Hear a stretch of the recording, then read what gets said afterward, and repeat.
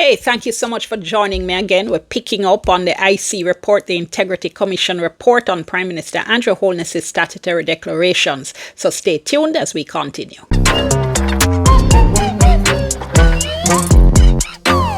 So, okay, I took a little break to go and do a video response to my colleague Oral Tracy. I noticed he's done a clapback as well.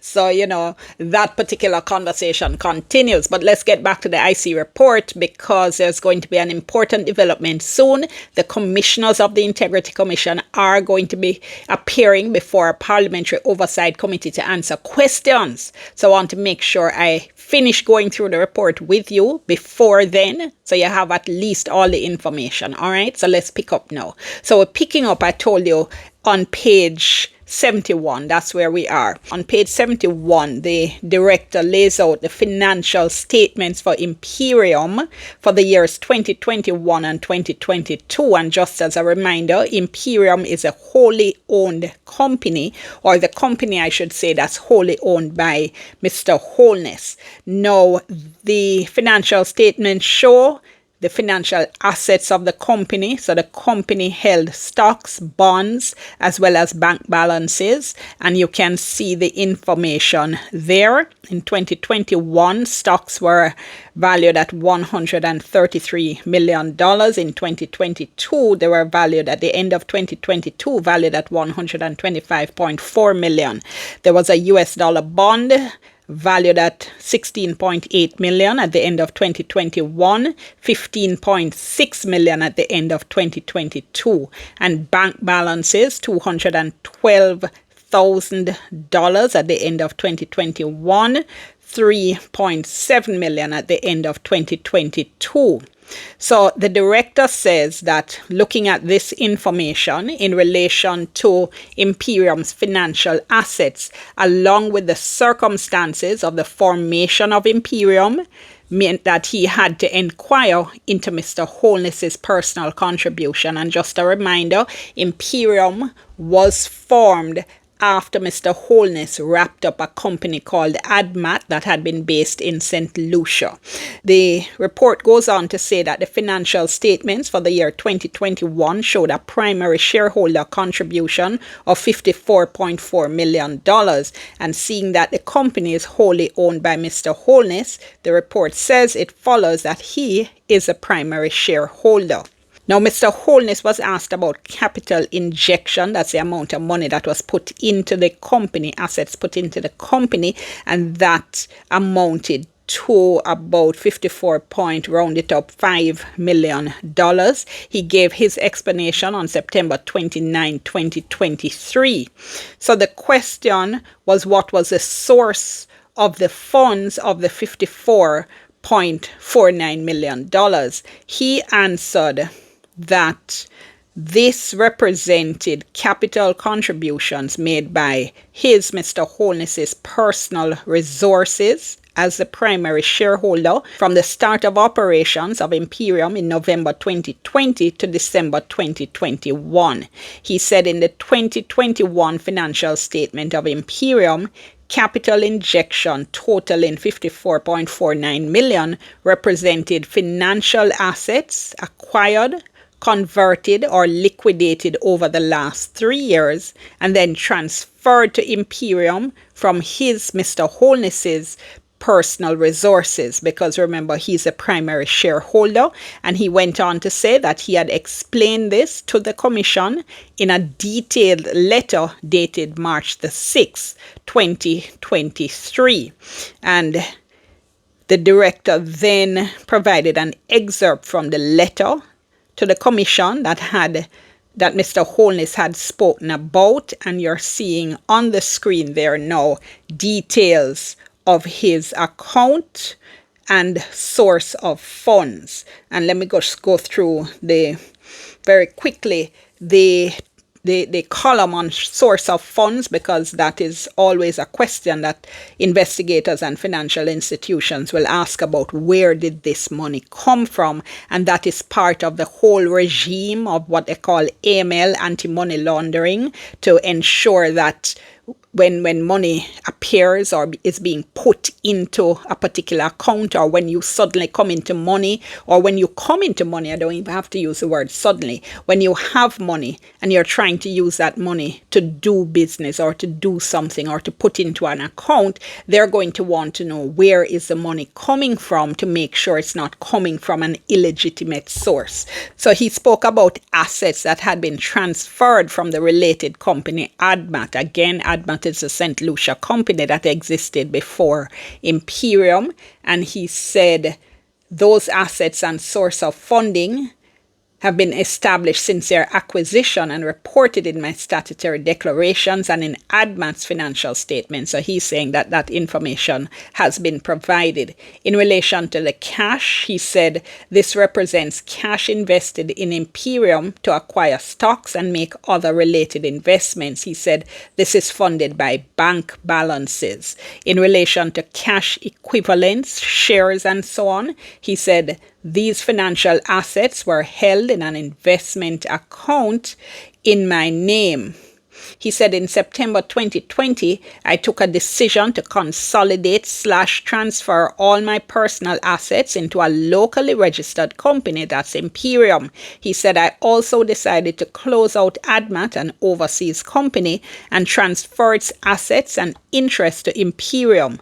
The source of funding has been established since their acquisition and declared on my statutory declarations from 2019 to 2021. The director then says he examined each investment in turn. And he said Mr. Holness transferred Trans-Jamaica ordinary shares and preference shares to Imperium.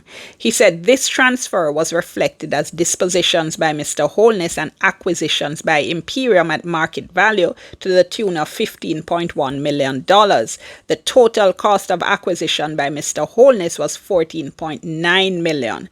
The ordinary shares were bought on March 24, 2020, the preference shares on September 30, 2020.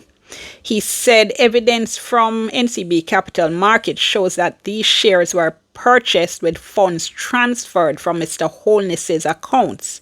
He says evidence shows transfers from the BNS accounts held solely by Mr. Holness in the amounts of $10.9 million and $4 million. Those transferred made to capital markets on March 2nd, 2020 and August 3rd, 2020.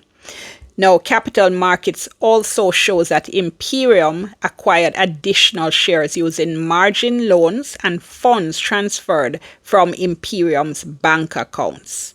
Let's go down to the margin loans. Now, in the written explanation from Mr. Holness, he attached a letter dated March 23, 2023. In that letter, he provided a detailed breakdown of the loans secured by Imperium from capital markets and Barita.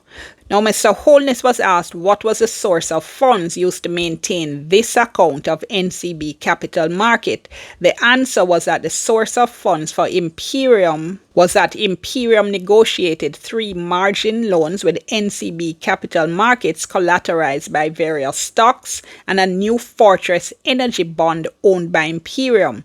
And he said these loans were reported in Imperium's financial statements that he attached to his 2021 statutory declaration. He says also information on those margin loans were sent in several letters to the Integrity Commission, and that proceeds from the margin loans provided a main source of funding for the operations of Imperium. The director then looks at those margin loans. So there was a loan of $6.9 million on January 25, 2021, collateralized by Trans-Jamaican shares that was used to purchase Epley shares.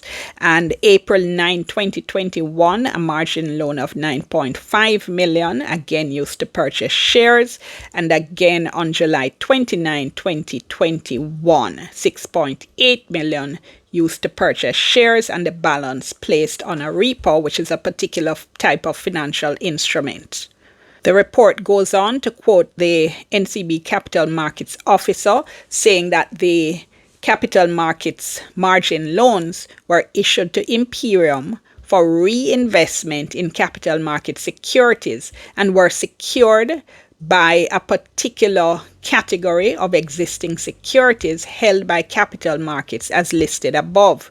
The director also says that the evidence shows that each margin loan's principal was repaid at maturity, the interest was paid quarterly, and the shares used as collateral for each margin loan were either transferred from Mr. Holness's personal capital markets account to Imperium or were purchased and held before the loan was dispersed. He quotes the Security Act that says, for the purpose of preventing excessive use of credit for purchase or carrying on of securities by dealers or member dealers, regulations may provide for margin requirements, that is to say, the amount of credit that may from time to time be extended and maintained on all or specified securities or transactions or class of securities and transactions and for matters connected therewith. And the director says he has evidence showing that Imperium accessed a loan from Barita. The report says that $50 million loan was secured by hypothecation, that is, the pledging as collateral of 10.4 million ordinary shares held in Derrimon Trading Company and a first legal mortgage issued by Imperium in favor of the lender over property registered at volume 1546, folio 553 of the Register Book of Titles, and assignment of insurance policy. The director says he's seen no evidence among the loan application and supporting documents of the fire and peril insurance policies. He says he requested from Barita information on the insurance policy, but this was not provided. He says Barita gave him a form dated March 18, 2021, signed by Mr. Holness and gave this explanation. He said he exhibited a copy of the signed assignment of insurance policy document. A line was drawn through the first page of the document and the schedule is blank. This is because after the document was signed, we learned that the pledged land was undeveloped, that is bare land, nothing on it, and consequently there was no insurance to assign to us. But the director says the evidence contradicts Barita's account. He says the pledged property, the property in question, at volume 1546, folio 533, owned by Imperium, was in fact not undeveloped, but contained the residential property located at 1 Shenstone Drive. The director said at the time the loan was issued on March 18, 2021, Mr. Holness did not own 10.4 million Derrimon shares. The proceeds of the loan were used to purchase the shares on March 31. He said, as will be seen below in Barita's explanation, it's not unusual for a client to obtain a loan from that entity to purchase an asset which is then used as collateral for the loan. Of note, the evidence before the director indicates that of the loan amount, 24.9 million was used to purchase 10.4 million Derrimon Trading Limited shares. The balance of 24.7 million was transferred on November 10, 2021 to Imperium's NCB account. The evidence obtained from the National Land Agency indicates that the sole property registered in the name Imperium appears at volume 1546 and folio 533 in the Register Book of Titles, not volume 1546 and folio 553 as entered on Barita's credit agreement. This appears to have been a clerical error, but the director also observed that the property in question was not transferred to Imperium until November 10, 2021. This is over 6 months after the loan was issued by Barita. In fact, the director notes that the duplicate certificate of title bearing volume 1546 and folio 533 was not issued until May 13, 2021 in the name of the previous owner, ADMAT. The director also deems it noteworthy that the evidence from the NLA, National Land Agency, does not show that a mortgage in favor of Barita was registered against the property. The director asked Barita as to the reason for a mortgage not being registered on the title. The response was this: "This is not an unusual business practice when it comes to premium customers, and a discretion is usually exercised in situations where a risk assessment leads to the view that the probability of default is low. If, however, default occurs, the mortgage would be registered." So the Barita is saying here that they use their discretion in terms of registering the mortgage because Mr. Holness was a premium customer, and they usually exercise discretion when dealing with premium customers. The director notes from Barita the intention to have the documentation regarding security, the mortgage for the loan, in registrable form as a contingency should Imperium default on the loan. The director said, though, in looking at the documents, several errors were observed which would reasonably render the interest to be secured unregistrable. He said this resulted in what appears to be an unintended consequence of Barita issuing an unsecured loan to Imperium where a secured loan was intended.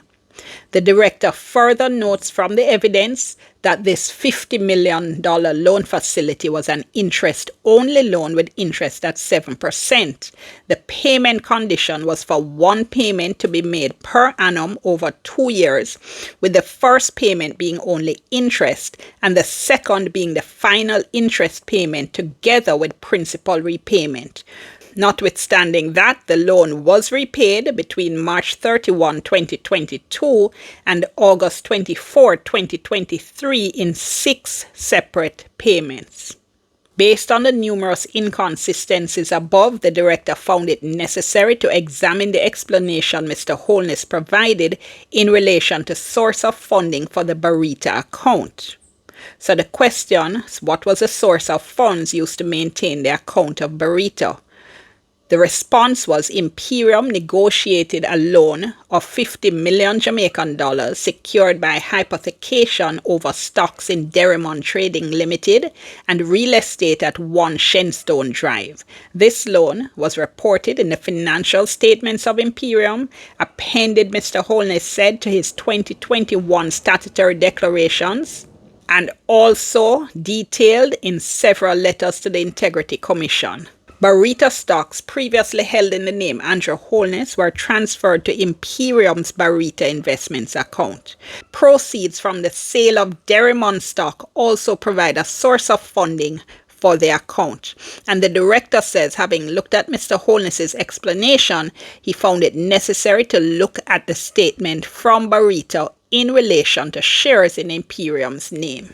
So I'm going to leave it there for today. What I'm going to do over the next couple of days, we're just at page 82 of page 171. So I'm just going to be putting out all the remaining information in a series of videos over the next few days. So you can look out for those. They'll be coming up. Thank you so much for being with me. I'm Dionne. I'll see you next time.